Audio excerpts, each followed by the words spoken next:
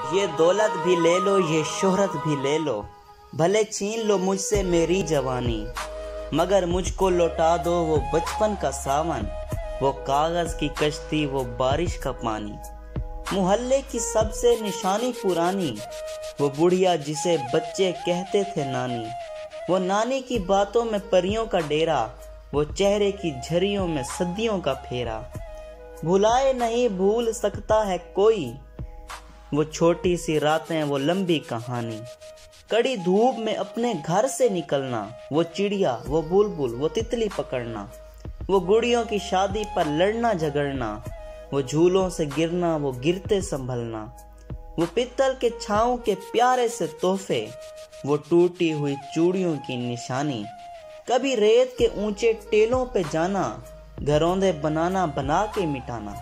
वो मासूम चाहत की तस्वीर अपनी, वो ख्वाबों खिलौनों की जागीर अपनी। ना दुनिया का गम था ना रिश्तों के बंधन, बड़ी खूबसूरत थी वो जिंदगानी। वो कागज की कश्ती, वो बारिश का पानी, वो कागज की कश्ती, वो बारिश का पानी।